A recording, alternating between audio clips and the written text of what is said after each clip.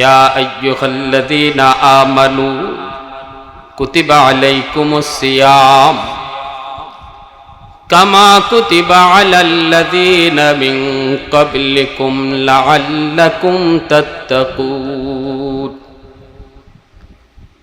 আল্লাহ পাক রব্বুল আলামিন বলেন, ও ঈমানওয়ালারা, তোমাদের উপরে রমজানের রোজাকে ফরজ করা হয়েছে, যেইভাবে তোমাদের পূর্ববর্তীদের উপরও ফরজ করা হয়েছিল। যদি তোমরা রোজা রাখো তাহলে লাভ কি শোনো, লাআল্লাকুম তাত্তাকুন, তোমরা সবাই মুত্তাকি হয়ে যাবা। সুবহানাল্লাহ। রমজান মাস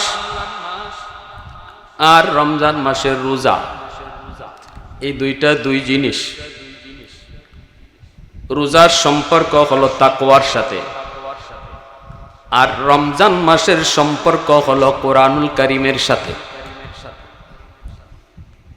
রমজান মাসের ব্যাপারে আল্লাহ পাক বলেন, শাহরু রমাদানাল্লাযী উনজিলা ফীহিল কুরআন। রমজান মাস হলো এমন মাস যেই মাসে কোরআনুল কারীম নাজিল হয়েছে। তাহলে রমজান মাসের সাথে সম্পর্ক হলো কোরআনুল কারীমের, আর রোজার সাথে সম্পর্ক হলো তাকওয়ার। রোজাদারকে রোজাত মুত্তাকি বানায়, আর কোন বান্দা যদি রমজান মাস পায় তাহলে রমজানের সম্পর্ক যেহেতু কোরআনের সাথে, সে বেশি বেশি কোরআন তেলাওয়াত করে। রমজান মাসের সবচেয়ে বড় আমল হলো কোরআন তিলাওয়াত। রমজান মাসের সবচেয়ে বড় আমল কি? কোরআন তিলাওয়াত। ইমাম আজম ইমাম আবু হানিফা রাহমাতুল্লাহি আলাইহি 61 বার কোরআন খতম হইতো এই রমজান মাসে। প্রতিদিনে এক খতম হইতো, প্রতি রাতে এক খতম, আর তারাবিতে এক খতম, মোট 61 খতম হইতো। শাইখুল হাদিস আল্লামা জাকারিয়া রাহমাতুল্লাহি আলাইহি এত বড় মুহাদ্দিস, রমজান মাসে কেউ কিছুই গিয়া বলতে পারতো না, কিছু জিগাইতেও পারতো না, হাদিসেরও কোনো জবাব দিতেন না, মাসলা মাসাইল নিয়েও কোনো আলোচনা করতেন না। শুধু কোরআন আছে আর শাইখুল হাদিস আছেন। যেরকম সুবহানাল্লাহ। ইমাম মালিক রাহমাতুল্লাহি আলাইহি এত বড় ইমাম, এত বড় মুহাদ্দিস, রমজান মাস আসলে হাদিস পড়ানো বাদ, মাসালা মাসাইল দেওয়াও বাদ। রমজান আছে, ইমাম মালিক আছেন, আর কোরআনুল কারীম আছে। এভাবে তাদের রমজান কাটতো। আমাদের কিভাবে কাটতেছে একটু হিসাব মিলান। এখন হিসাব মিলাইবার টাইম, আর মাত্র কয়েকটা রাত আছে, ঠিক না? এতদিন পর্যন্ত কথা ছিল রমজান আসতেছে আসতেছে, আর এখন কথা হলো রমজান যাইতেছে যাইতেছে যাইতেছে। আর কয়েকদিন পরেই, আগামীকাল এর পরের দিনই যারা এতেকাফকারী তারা এতেকাফ করার জন্য মসজিদে চলে আসবে। শুরু হয়ে যাবে রমজানের শেষ দশকের পালা। শেষ দশকে আল্লাহ রাসূল সাল্লাল্লাহু আলাইহি ওয়াসাল্লাম, মুসলিম শরীফের হাদিস, কানা রাসূলুল্লাহ সাল্লাল্লাহু আলাইহি ওয়াসাল্লাম ইয়াতাকিফু আশরাল আওয়াখির মিন রমজান হাত্তা তাওয়াফাহুল্লাহ।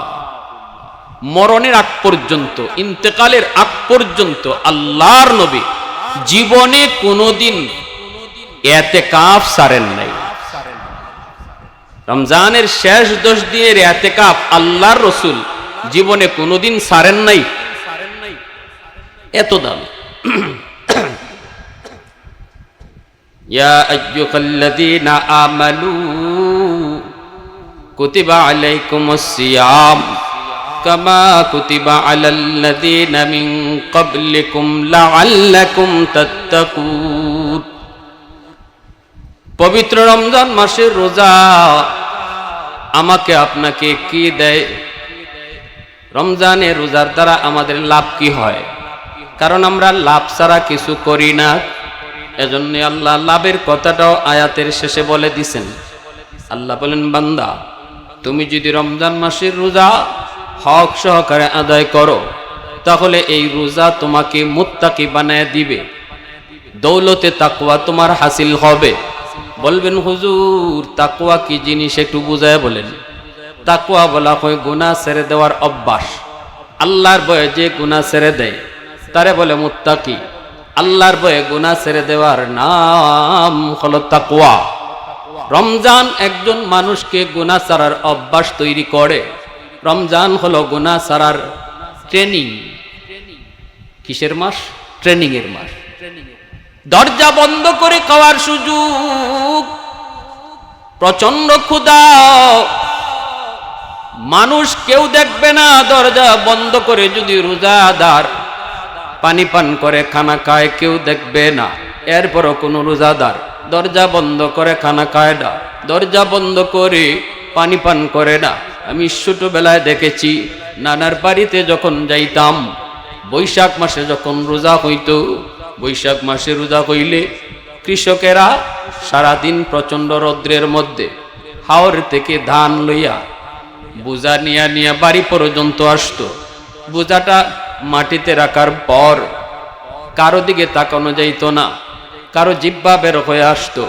বোঝাটা মাটিতে রাইখাই গাছের নিচে লম্বা হইয়া লাশ হয়ে পড়ে থাকতো, জিহ্বাটা বের হয়ে যেত। এরপর আল্লাহর বান্দারা আল্লাহর বই রোজা ছাড়তো না। দরজা বন্ধ করে যদি এক গ্লাস পানি পান করে কলিজা ঠান্ডা করার সুযোগ ছিল, এরপরও যেই রোজাদার এটা করে না, আল্লাহ পাক বলে বান্দা তুমি তো এই অভ্যাসটাই রমজানে তৈরি করতেছো। দরজা বন্ধ করে কেউ দেখলো না, কিন্তু দেখেন আমার কে? আমি আল্লাহ তোমাকে দেখি। দরজা বন্ধ হওয়ার পরও কেউ দেখে না, দেখি আমি আল্লাহ। এই চিন্তা তোমার মাথায়, যার কারণে প্রচন্ড পানির তৃষ্ণা, তারপরও পানি পান করো না। যেন তুমি রমজানের পরেও যে কোনো মুহূর্তে কেউ না দেখলেও দেখি আমি আল্লাহ। এই ট্রেনিংটা রমজানে করছো, 11 মাস যেন এই চিন্তাই তোমার মধ্যে থাকে রে বান্দা। এজন্যই রমজান মাসের রোজা তোমার উপর ফরজ করা হয়েছে। জোরে কোন সুবহানাল্লাহ। হাকিমুল উম্মত মুজাদ্দিদ মিল্লাত মাওলানা আশরাফ আলী থানভী রাহমাতুল্লাহি আলাইহি লিখেন, রমজান মাসে যেই মানুষ আল্লাহর বয়ে যেই আমলটা বেশি বেশি করব, যেই আমলটা বেশি বেশি করব, রমজানের পরে বাকি জীবন আল্লাহ তার এই আমল করা সহজ করে দিব। সুবহানাল্লাহ। তাহাজ্জুদের নামাজ যেই মানুষটা পড়লো রমজান মাসে রেগুলার, বাকি জীবন আল্লাহ পাক তাহাজ্জুদ পড়া তার জন্য সহজ করে দিবেন। রমজান মাসে যেই মানুষটা মিথ্যা বলে না, গীবত করে না, শিকায়ত করে না, এই চিন্তা মাথায় রেখে আমার মুখে রোজা কেমন করে মিথ্যা বলি, হাকিমুল উম্মত বলেন গোটা জিন্দেগিতেও আল্লাহ পাক তারে মিথ্যা না বলাইয়া থাকা আল্লাহ তার জন্য আসান করে দিব। এজন্য বলি রমজান মাস চলে যাইতেছে আল্লাহর গোলাম, এখন আমার আপনার হিসাব নেওয়ার পালা। আল্লাহ কয় বান্দারে, এত ক্ষুধা থাকার পরও তুমি যখন আমার ভয়ে পানি পান করো না, আমার ভয়ে তুমি খানা খাও না, এই রোজার বদলা কিন্তু আমি ফেরেশতার হাতে তোমাকে দেব না। এই রোজার বদলা তোমার আমল নামায় তুলে দেওয়া হবে না। এই রোজার বদলা আর পুরস্কার আমি আল্লাহ আমার নিজের হাতে তোমাকে দিব। অফি রিওয়ায়াতিন উজজা বিহি, অন্য রিওয়ায়াতে এসেছে আল্লাহ বলেন আমার যেই বান্দা সুযোগ ছিল দরজা বন্ধ করে খানা খাইয়া মানুষের সামনে রোজাদার সাজবার, সুযোগ ছিল ইফতারের আগে বইয়া বইয়া সুবহানাল্লাহ কয়া কয়া মানুষকে রোজাদার বুঝাইবা, কিন্তু যেই বান্দা এমনটা করে না, আমি আল্লাহ কিয়ামতের ময়দানে এই রোজার বদলা আমি দিব তা না, বরং আমি নিজেই রোজার বদলা হয়ে যাব। একটু আওয়াজ দেয়া কোন সুবহানাল্লাহ। আল্লাহ যদি বদলা নিজেই হয়ে যায়, তাহলে আর আমার আপনার কিছু চাওয়ার প্রয়োজন নাই। জান্নাত তো আমার হয়ে যাবে, যা কিছু আল্লাহ রাখছে সবই তো আমার হয়ে যাবে, ঠিক কিনা? একটা এক্সাম্পল দিলে বুঝবেন। একজন আশিক মাশুকের জন্য পাগল, মনে করেন লাইলি মজনু, মনে করেন লাইলি মজনু। এই যে আল্লাহ বলেছেন রোজাদারের বদলা আমি নিজে, আমি রোজাদারের হয়ে গেলাম, এই কথাটা একটা এশকের বহিঃপ্রকাশ, এটা এক মহব্বতের নজরানা, এটা এক প্রেম ভালোবাসার নজরানা।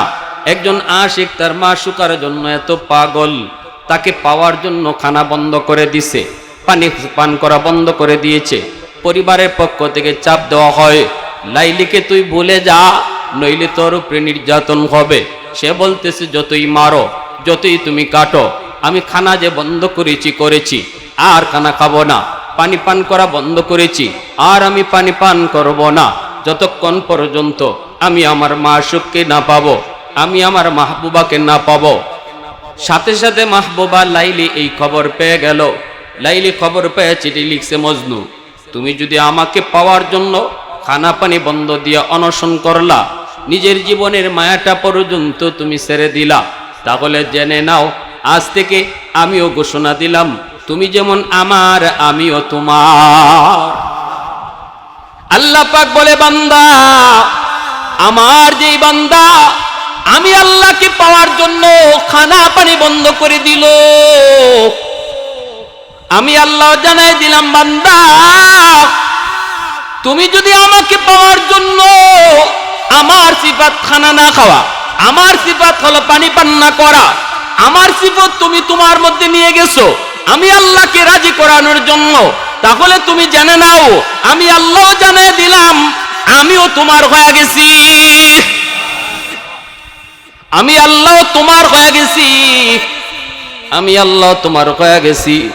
এজন্যই কিয়ামতের ময়দানে যখন আল্লাহর আরশের ছায়া ছাড়া কোনো ছায়া থাকবে না, ওই দিন আল্লাহ পাক রোজাদারদেরকে আরশের ছায়ার নিচে বসায়া আল্লাহ নিজে মেহমানদারি করাবেন। এমনকি আল্লাহ প্রথম লোকমাটা আল্লাহ রোজাদারদেরকে নিজের হাতে খাওয়াইবে। এত সুস্বাদু খাবার, এত সুগ্রাণ, হাসরের ময়দান পুরা গ্রানে মোহিত হয়ে যাবে। হাসরবাসী তখন বলবে, আল্লাহ এরা কোন এলাকার নবী, এরা কোন জমানার নবী?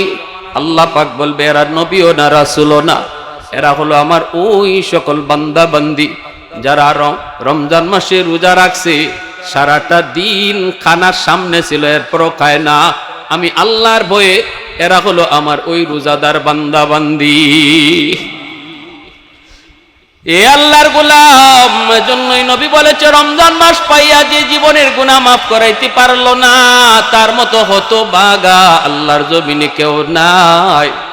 এখন আমি আপনি একটু হিসাব মিলানোর টাইম, আমি কি হতভাগার দলে আছি নাকি ভাগ্যবানের দলে? হতভাগার দলে আছি নাকি ভাগ্যবানের দলে?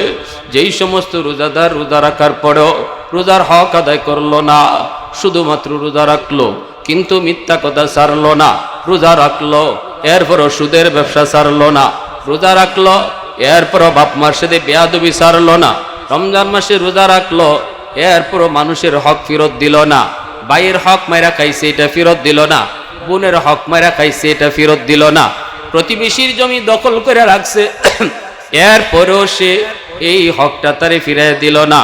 এই মানুষটা রমজান পাইল, সবে কদর পাইল, এরপরও তার জীবনের গুনাহ মাফ হবে? মানুষের হক নষ্ট করেছে, ভাইয়ের হক নষ্ট করেছে, ভাইয়ের হক মারছে, বোনের হক মারছে, বাবা মারা যাওয়ার পর বাবার সম্পদের ভিতরে বোনের হক আছে না নাই? হ্যাঁ, সবার হক আছে, ভাইদের হক যেমন আছে বোনের হকও আছে। অনেক ভাইয়েরা আছে বোনদেরকে সম্পদ দেয় না, না দিয়া কয় কি, যত মানুষে যত মহিলারা বাপের বাড়ির সম্পদ নিছে, নেওয়ার পরেই বাপের কবর ফাইট, এই কথা কইয়া বোনদেরকে ডর দেখায়। আবার কিছু কিছু ভাই এমনও আছে কই, তুই যে বাপের বাড়ির সম্পদ লইয়া যাইবি, বেড়াইতে আইবি না, বেড়াইতে আইবি না? বোনে তখন কয়, ভাই এটা কি কোন বেড়াইতে আইমু না মানে? কারণ মহিলারা স্বামীর বাড়িতে যতই থাকুক বাপের বাড়ির মায়া কোনোদিন বলতে পারে না। বুড়া হয়ে গেলি গো, বৃদ্ধ হয়ে গেল, বাপের বাড়ির মায়া মহব্বত মহিলারা কোনোদিন বলতে পারে? একটু সুযোগ পাইলেই যখন বাপের বাড়িতে আওয়ার সুযোগ পায় তখনই যেন ঈদের আনন্দ বয়, উস থাকে না, এত খুশি। যখনই বাইয়ে কয় তুই কি বেড়াইতে আইবি না, সব সম্পদ যে লই যাইবি, তখন কয় কি কো ভাই, বেড়াইতে আইমু না, আমি যাইমু আর কই, আমি তাইলে এখানে আইমু, ভাই এটা কি কো, তো নিয়ে যাইবে যে সব, ভাই নিতাম না, তাহক তুমি খাও। এই যে খাইতেছেন, আগুন খাইতেছেন, হারাম খাইতেছেন, নাপাক খাইতেছেন। বুন্ডে ডর দেখাইয়া আমি আপনারে বলি, কোথাও বেড়াইতে যাইতে কি আগে জমি রাখুন লাগে? আপনারা যে অমুকের বাড়ি থেকে তমুকের বাড়ি, এখান থেকে ওখানে বেড়াইতে যান, কার বাড়িতে কে কয়েকের জমি রাখছেন? আর ভাই যে এই কথা কয় তুই কি বেড়াইতে আইবি না, ভাই কি বোনের বাড়িতে বেড়াইতে যায় না বছরে এক দুইবার? তো ভাই বোনের বাড়িতে কতটুকু জমি রাখলো? এই সমস্ত চিটারি বাটপারি কথা কইয়া যে সমস্ত ভাইয়েরা বোনের সম্পদ খাইতেছেন, রমজান আইবো আর যাইবো, সবে কদর আইবো আর যাইবো, জীবনেও গুনাহ মাফ হবে না, গুনাহ মাফ হবে না। ভালো করে বুঝা রাখেন, জীবনে বহু সবে কদর আইবো আর যাইবো। ছোট ভাইয়ের সম্পদ আপনি দখল করে রাখছেন, এতিমের মাল ভোগ করে খাইতেছেন, জীবনে বহু এতেকাফ করছেন, লাভ নাই, কঠিন ব্যাপার।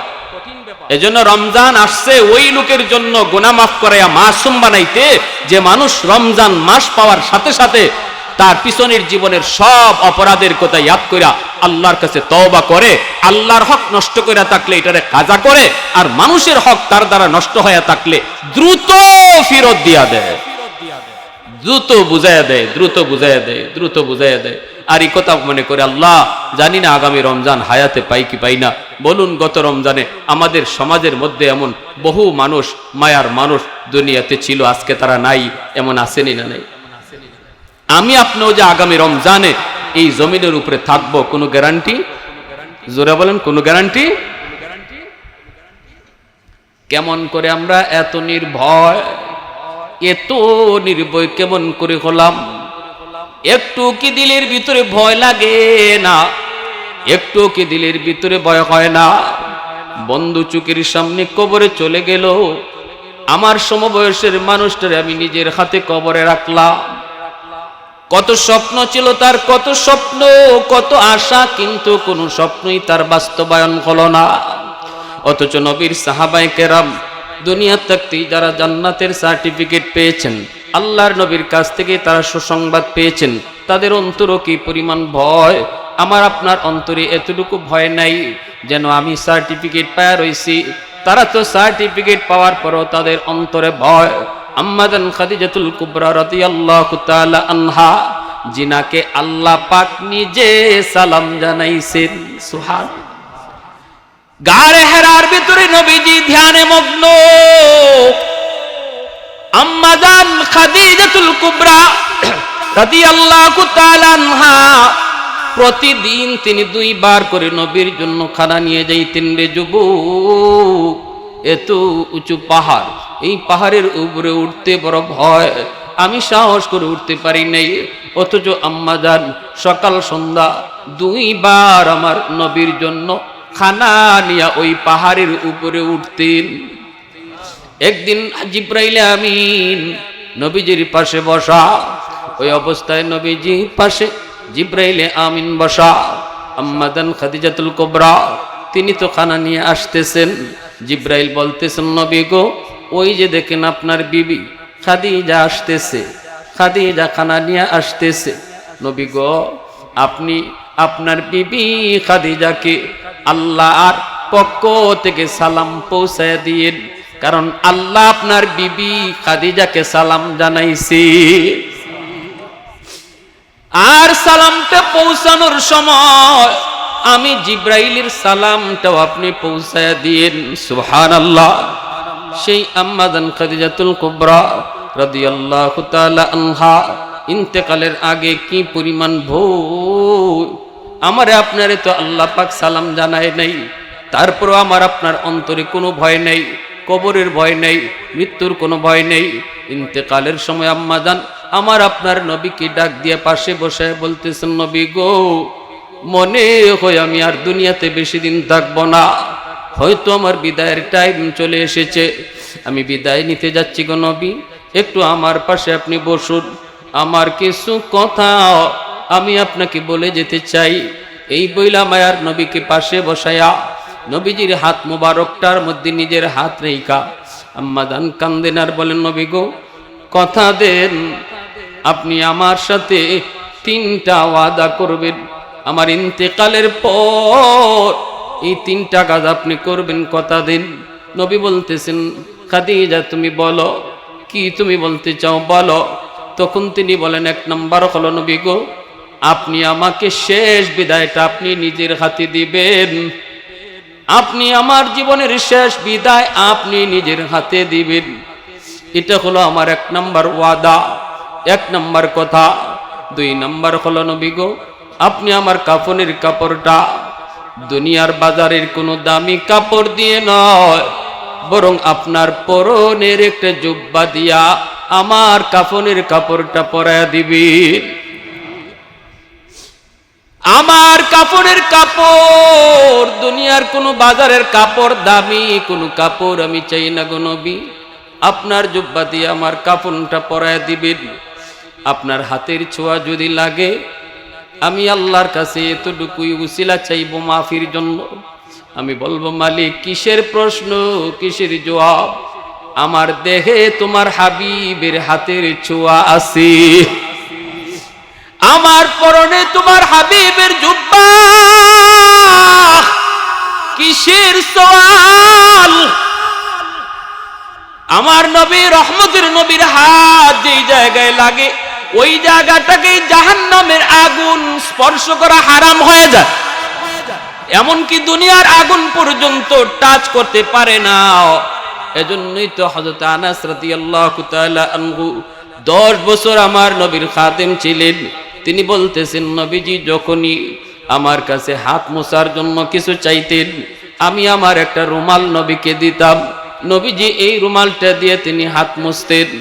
এই রুমালটা, যেই রুমালের মধ্যে আমার নবীর পাক হাত লাগতো, এই রুমালটা যখন অপরিষ্কার হতো, ময়লা হতো, আমি সাবান দিয়া পানি দিয়া এই রুমালটা ধুইতাম না রে, এই রুমালটাকে আমি আগুনে ফালাইয়া দিতাম। আগুনে ফালাইয়া দেওয়ার পর আমার নবীর হাত লাগার কারণে আগুন রুমালটাকে জ্বালাইতো না। ওই আগুন রুমালের ময়লাগুলিকে খায়া রুমালটা পরিষ্কার আমাকে ফিরাইয়া দিত। আমার নবীর হাত মোবারক যে রুমালে লাগতো, এই রুমাল ধুইতে গেলে, পরিষ্কার করতে গেলে আমি সাবান পানি লাগাইতাম না, আগুন দিয়ে আমি এই রুমালটাকে পরিষ্কার করতাম। এজন্যই আম্মাজান কই, নবী গো, আপনি আমার পরনে দুনিয়ার কোনো কাপড় নয়, আপনার জুব্বা দিয়ে আপনি আমাকে শেষ বিদায় দিবেন। 2 নম্বর হলো নবী গো, আপনি আমার জানাজা দিবেন, আপনি জানাজার নামাজ পড়াবেন। জানাজার নামাজটা কিন্তু আপনি পড়াবেন। যখনই আপনি আমার জানাজার নামাজটা পড়াবেন, তখনই আমি জানি আপনার অনেকগুলা স্মৃতি ইয়াদ হবে। আমার জীবনের অনেক অনেক স্মৃতি আপনার চোখে ভাসবে। সে তখনই আপনার দিলটা নরম হয়ে আসবে। আর নরম দিলের কথা আল্লাহ পাক কবুল করে। এজন্যই বাবা মারা যাওয়ার পর সন্তান জানাজার নামাজ পড়ায়, কারণ ইমাম সাহেবের দিল এত নরম হবে না। বাবার জানাজার সামনে যদি সন্তান জানাজা পড়ায়, রে যুবক, ছেলেটারে যদি হাফেজ বানাও, আলেম বানাও, এই ছেলে যখন বাবার লাশ সামনে নিয়ে জানাজা পড়ায়, অটোমেটিক তার চোখ দিয়ে পানি ঝরবে, দিলটা নরম হয়ে আসবে। আল্লাহ পাক নরম দিলের ডাকটা আল্লাহ তাড়াতাড়ি শুনে। এ আল্লাহর গোলাম, আম্মা জান খাদিজাতুল কুবরা রাদিয়াল্লাহু তাআলা আনহা তিনি বলেন, নবী গো, এই জায়গায় শেষ না গো নবী, আমার আরেকটা কথা আছে। আরেকটা কথা হলো, যখনই জানাজাও হবে, কবরস্থ হবে, সবাই তো আমাকে রেখে চলে যাবে গো নবী, কিন্তু আপনি যাবেন না, আপনি আমার কবরের পাশে দাঁড়ায় থাকবেন। কারণ আমার ভয় হয় কবর আমার সাথে জানি কেমন আচরণ করে, কবর জানি আমার সাথে কেমন আচরণ করে, আমার ভয় হয় গো নবী, আপনি আমার পাশে দাঁড়ায় থাকবেন। মুনকার নাকির যখন প্রশ্ন করবে, মার রাব্বুকা ওয়া মা দীনুকা ওয়া মান হাদার রাজুল আল্লাযী বুইসা ফীকুম ইউকালু লাহু মুহাম্মদ, এই প্রশ্নের জবাব আমি কেমনে দিব, আমার ভয় হয়। আপনি পাশে দেইকা জবাবটা আপনি দিয়ে দিবেন। জোরে কোন সুবহানাল্লাহ, আর একটু জোরে সুবহানাল্লাহ। কতটা ভয় কোন নারী যেই মহিলাকে আল্লাহ নিজে সালাম জানাইছি, অথচ আমার আপনার কোনো ভয় নাই, আমার আপনার কোনো ফিকির নাই। রমজানের আগে যেভাবে চলতেছি এখনো ওইভাবেই চলি। রমজানের আগেও সুদের ব্যবসা করেছি, এখনো সুদের ব্যবসা করি, আসেনি না নাই? রমজানের পরেও সুদের ব্যবসা আমার এখনো জারি। 10,000, 12,000, 20,000, 25,000 এইভাবে কাঁচা টাকা দিয়ে সুদের ব্যবসা। হালাল না হারাম? একটু জোরে আওয়াজ দিয়ে কোন হালাল না হারাম? আমার নবী, রহমতের নবী, মায়ার নবী বলেন, মেরাজের রজনীতে আমি দেখেছি একদল মানুষ, বুতুনুহুম কালবুয়ুত ফিহাল হাইয়াত তুরা মিন খারিজি বুতুনিহিম। আমি দেখেছি একজন মানুষের পেট হলো ঘরের মতো, পেটের ভিতরে সাপ কিলবিল কিলবিল করে। এই সাপগুলি তার নাকের ছিদ্র দিয়া, মুখ দিয়া, পায়খানা রাস্তা দিয়া, কানের ছিদ্র দিয়া এইভাবে সাপগুলি বের হয়। আমি জিব্রাইলকে জিজ্ঞেস করলাম, ভাই জিব্রাইল, মান হাউলাই? জিব্রাইল বলেন, হাউলাই আকালাতুর রিবা। নবী গো, এরা কারা জানেননি? এরা হলো আপনার উম্মতের ওই সমস্ত নারী পুরুষ যারা সুদের ব্যবসা করত। নাউজুবিল্লাহ। সুদকুর শুধু যে সুদের টাকা লাগায় সে না, সুদকুর হলো 4 দল।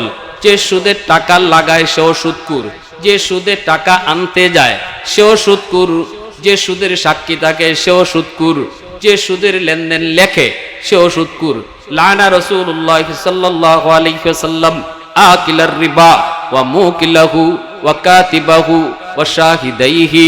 নবী বলেন এই 4 দল হলো সুদকুর, এদের উপরে আল্লাহর নবীর লানত, এদের উপরে আল্লাহর নবীর লানত। অতএব সুদের লেনদেন কোথাও হইতেছে, এটা আপনি বাধা দেওয়ার পরেও যদি না মানে, তাড়াতাড়ি হইরা যান।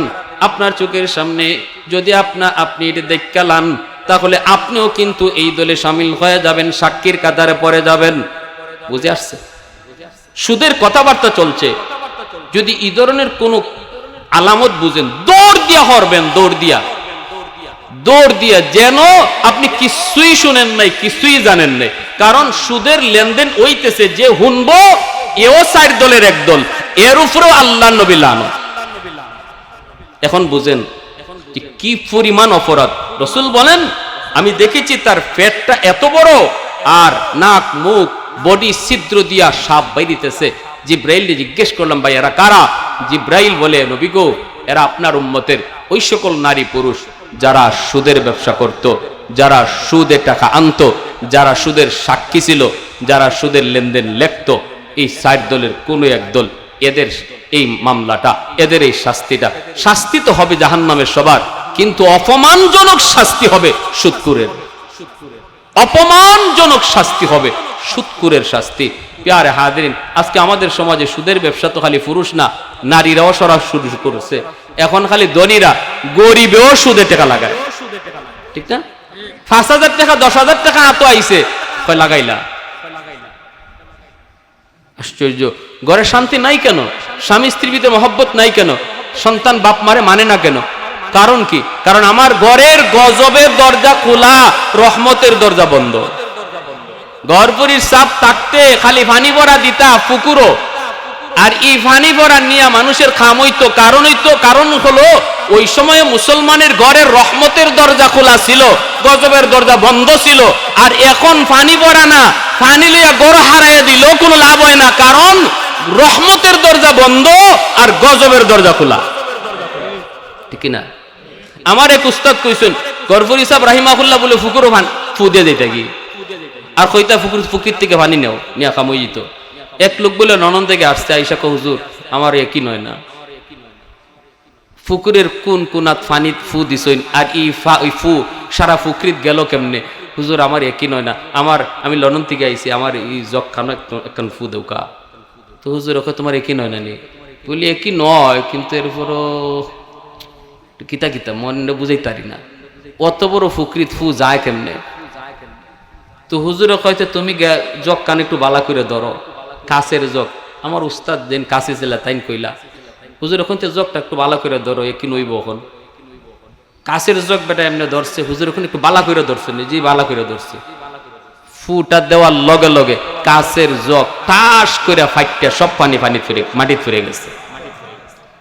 ঠাস ঠাস করে কাছের জগ ফাইটে গেছে। হুজুর কোন এখানে এখানে হইছে নি, হুজুর পুরা এখানে হয়ে গেছে। ফুকরি যেখান থেকে পানি নিলে এখান থেকে কাম হইব এখানে গেছে। কারণটা কি? ওই সময়ে মুসলমানের ঘর কোরআন তেলাওয়াতের ঘর ছিল। ফজরের পরে আটলেই তেলাওয়াতের আওয়াজ শোনা যাইত। আর এখন সকাল বিকাল আটলে ঘরের ভিতর সুদের টাকার আওয়াজ শোনা যায়। খালি মাতই হয়, টাকা লইলিছনি, টাকা দেলাইছিনি, তারিখ আইছিনি। হ্যাঁ, আমাদের হবিগঞ্জের একটা বাজার, নাম বলবো না, এই বাজারে আমাদের দাদারা বলছেন প্রসিদ্ধ একজন সুদকুরা ছিল। সে সুদের ব্যবসা করত। তার মরণের আগে পেট এত বড় হইছে। এখন মানুষেরা দৌড়াইয়া, তার আত্মীয় স্বজন দৌড়াইয়া লয়ে গেছে সিলেট। তখন সিলেটের আব্দুল খালিক ডাক্তার সাহেব জীবিত, নিরাময় পলিক্লিনিকের মালিক, মুরব্বীরা জানেন খালিক ডাক্তার নাম শুনছেন নানি, খুব প্রসিদ্ধ আসলা। তাই নিরাময় পলিক্লিনিকে নেওয়া হয়েছে পরে তাই মেশিন লাগাইছেন। লাগাই এখন তোমরা কেডা তারে লই আইছো, তাড়াতাড়ি আমার হাসপাতাল থেকে ভাগো। আমার মেশিনও এমন এক সাপ তার পেটের ভিতরে ধরা পড়ছে, এই সাপ বাইর করার মতো যন্ত্র আমার কাছে নাই। ওই বুঝেন আমার নবীর হাদিস, নবী বলেছেন আমি জাহান্নামে দেখেছি সুদকুরের পেটে সাপ, আর দুনিয়ার বাস্তব ঘটনা শুনাইতেছি এই মরণের আগে তার পেটেও সাপ জন্ম নিছে। আর খালিক ডাক্তার সাহেব কইতেছে এই সাপ বাইর করার মতো ক্ষমতা আমার নাই, তাড়াতাড়ি যাও। এরপরে তারে লইয়া হইছে ইন্ডিয়ার মাদ্রাজ যাওয়া লইছে। মাদ্রাজ টেকা আছে, গেছে মাদ্রাজের ডাক্তাররাও কইছে খালিক ডাক্তার যা কইছে ঠিক কইছে, আমাদের মেশিনেও সাপ ধরা পড়ছে, এমন সাপ আমরাও জীবনে কোনোদিন দেখি নাই, তাড়াতাড়ি যাও। এই সাপ ফেটো লইয়া তার মরণ হইছে, এই সাপ ফেটো লইয়া তারে কবরে রাখা হইছে। নাউজুবিল্লাহ। এর চেয়ে বড় বোকা দুনিয়াতে আর কেউ নাই, যে হারাম টাকা ঘরে ঢুকায়, খায় 10 জনে, আর হাসরের মাঠে আল্লাহর সামনে হিসাব দিতে হয় তার একা। হারাম টাকা দিয়ে ঘর বানাইলো 10টা রুম, একটা রুমে সে একা থাকে, আর 9 রুমে মা থাকে, বাবা থাকে, ভাই থাকে, বোন থাকে, আত্মীয় স্বজন আইলে থাকে। কিন্তু হাসরের মাঠে আল্লাহ পুরা 10টা রুমের হিসাব নিব তার কাছ থেকে একা। 9 রুমে যে অন্য মানুষ থাকছে এরার হিসাব দেওয়া লাগতো না, হিসাব দিব যে হারাম টাকা দিয়ে ঘর বানাইছে তার।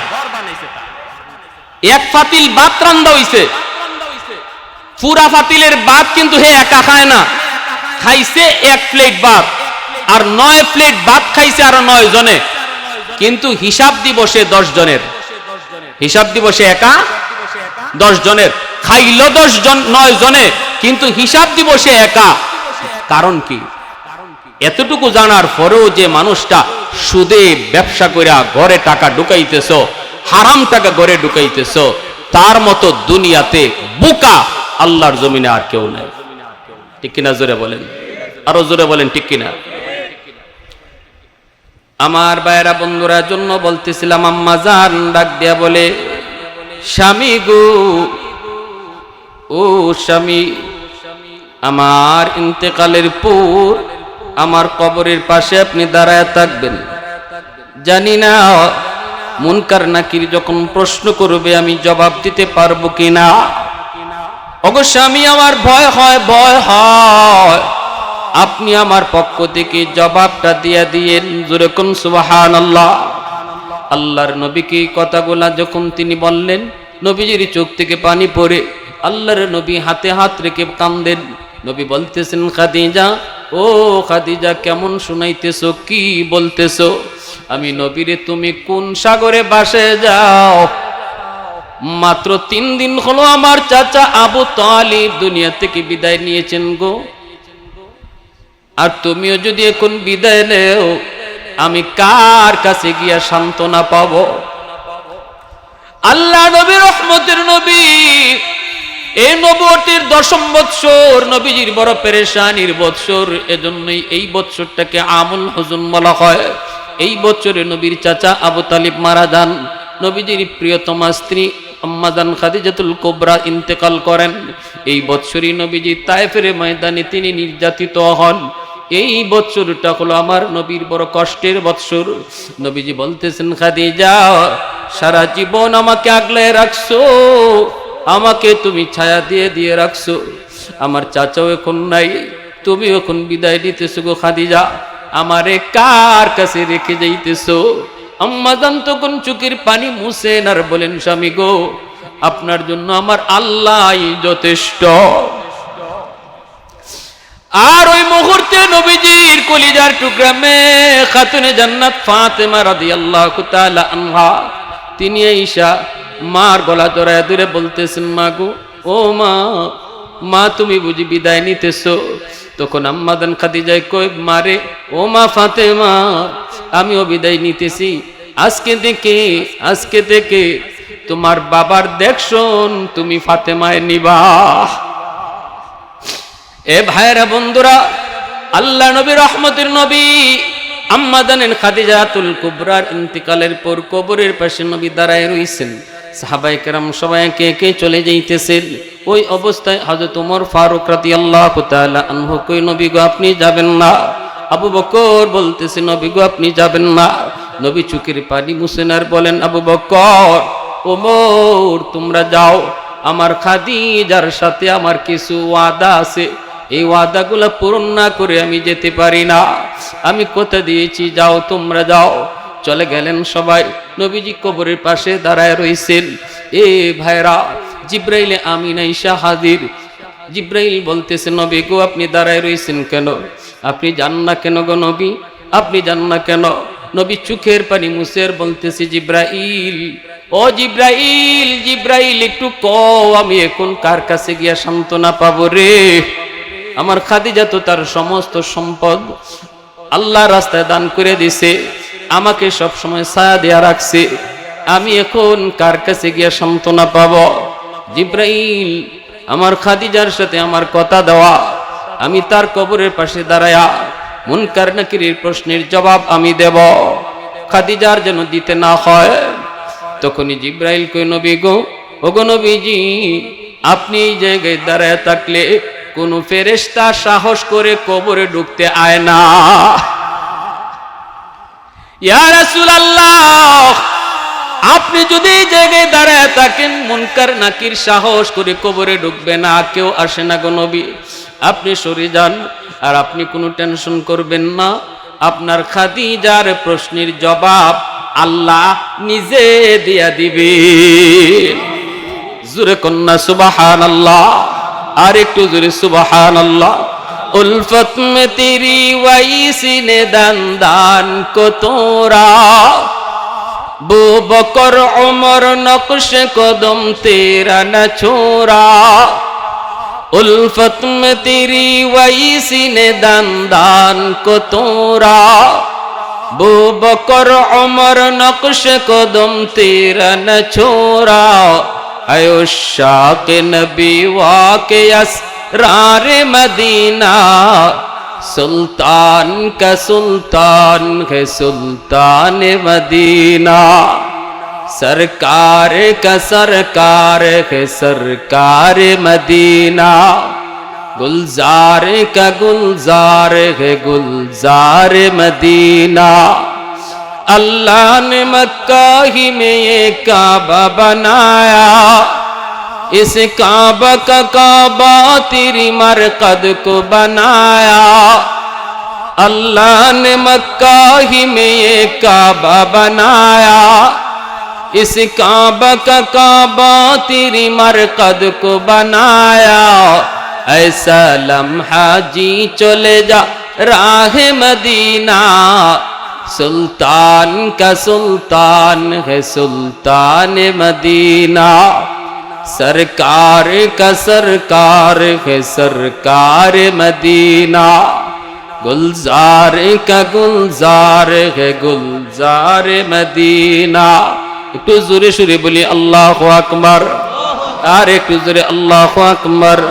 এতটা ভয় এমন একজন নারী, যেই নারীকে আল্লাহ নিজে সালাম জানাইছে, ইনি যিনি এতটা ভয় করে, আমার আপনার কতটা ভয় করা উচিত? ঠিক কিনা জোরে বলেন। রমজান তো চলে গেল রে যুবক, একটু চিন্তা করে দেখো না কি কামাইছো। কতটুকু কামাইছো, দেখো না এই রমজান যে কয়টা রোজা আমি রাখলাম, এর দ্বারা আল্লাহ খুশি না খুশি না। যদি বুঝো না কমতি হয়ে গেছে, আমার দ্বারা বড় ত্রুটি হয়ে গেছে, এর ভিতরে আমি আমার জমানকে হেফাজত করতে পারি নাই, চোখটারে হেফাজত করতে পারি নাই, কানটারে হেফাজত করতে পারি নাই, তাহলে মনে করবা হতবাগার দলে। এখনো সময় হতবাগা থেকে নাম কাটাইয়া ভাগ্যবান হওয়ার এখনো কয়টা দিন তোমার আমার সামনে রয়েছে। এখনই সুযোগ, তওবা করে নাও। ও মালিক, যা করেছি ভুল করেছি, আল্লাহ যা করেছি সব অন্যায় করেছি, আর ভুল করব না, আর ভুল করব না। আমার দ্বারা যাদের হক নষ্ট হয়েছে বুঝি নাই, এখনই আমার বোনদেরকে ডাকবো। ভাইয়ের হক নষ্ট করেছি, ভাইকে ডাকবো, ভাতিজাদেরকে ডাকবো, ডাইকে আমি আমার হকগুলি তাদেরকে বুঝিয়ে দিয়ে দিব। আমি যদি সুদের সে ব্যবসার সাথে জড়িত থাকি, এখনই সময় আল্লাহর কাছে তওবা করার মালিক। আর জীবনে সুদের ব্যবসা করব না, তওবা করলাম মাওলা। শুরু হয়ে গেছে রমজানের শেষ দশক, সামনে আমার শবে কদর, এই শবে কদরও আমি মুক্তি পাবো না। আল্লাহ যদি তওবা না হয়, আল্লাহ কাটি দিলে তওবা করলাম, এই গুনাহগুলোর সাথে আমি আর জড়িত থাকবো না। এমন তওবা করার নিয়ত কার কার আছে একটু হাত উঠে আল্লাহকে দেখা। আল্লাহ তুমি কবুল করো, জোরে বলেন আমিন। আর একটু জোরে বলেন আমিন। ভাইরা বন্ধুরা, 1000 মাসের চেয়েও দামি রাত শবে কদর। আল্লাহু আকবার, জোরে বলেন। হ্যাঁ, ইন্না আনজালনাহু ফি লাইলাতুল কদর ওয়া মা আদরাকা মা লাইলাতুল কদর লাইলাতুল কদরি খায়রুম মিন আলফি শাহর। আল্লাহ পাক বলেন, জানোনি নবী গো, তোমার উম্মত হায়াত পাইবে, গড় হায়াত 60 বছর 70 বছর। তারপর আমি আল্লাহ 1000 মাস ইবাদতের চেয়েও বেশি সওয়াব তার আমলনামায় দিব, যদি সে শবে কদরের রাতে আমি আল্লাহরে খুশি করতে পারে। শবে কদর কোন রাত? কই বেজুর রাত। 21 তারিখের রাত, 23 তারিখের রাত, 25 তারিখের রাত, 27 তারিখের রাত, 29 তারিখের রাত। নবী কয়ে বেজুর রাতগুলাতে শবে কদর তালাশ করবা, শবে কদর তালাশ করবা। এই যুবক ইতিকাফে যে বসে যায়, শবে কদর সে কখনো ছাড়ে না, বরং শবে কদরকে সে তালাশ করতে হয় না। ইতিকাফে যে মসজিদে চলে আয়, শবে কদর তারে তালাশ করে বের করে। সুবহানাল্লাহ, জোরে বলেন। আমরা যারা মসজিদের বাহিরে আছি, আমরা শবে কদর তালাশ করি, কিন্তু যে মসজিদের ভিতরে ইতিকাফে আছে তারে শবে কদরে তালাশ করে। সুবহানাল্লাহ। এজন্য ইতিকাফকারী সে যেন আল্লাহর কুদরতি পা জড়ায় ধরে পড়ছে, আল্লাহ তুমি আমারে মাফ করো, আমি তোমার ঘরে চলে এসেছি। একজন যত বড় অপরাধী হোক, একজন অপরাধী যখন কারো পা জড়ায় ধরে, ওই মানুষটা যত শক্ত দিলের হোক, পা জড়ায় ধরলে পরে তার দিল নরম হয়ে যায়, ঠিক না? আমার পা ধরে লইছে, এখন আর মাফ না দিয়ে কি করবো, ফাও ধরে লইছে। আমার বান্দা যেন মসজিদে ঢুইকে আমার কুদরতি পা জড়ায় ধরছে, আল্লাহ তুমি মাফ করলে করো, না করলে তোমার পা ছাড়তাম না। আল্লাহ মাফ করতে করো, না করো যে তোমার পা যে ধরছি আর ছাড়তাম না। যেন ইতিকাফকারী এইভাবে আল্লাহর পাও জড়ায় ধরে, আল্লাহ তারে মাফ না করে পারে না, মাফ না করে পারে না। এজন্য আমার ভাইয়েরা, সুযোগ যার আছে, আল্লাহর দোহায়, জানি না হায়াত কার কতদিন আছে, এটাই কি জীবনের শেষ রমজান কেউ জানি না। অতএব সুযোগটারে কাজে লাগাই। আগামী কালকের পরের দিন 20 তারিখ, 20 রোজা, সূর্য ডুববার আগে আগে মসজিদে চলে আসি।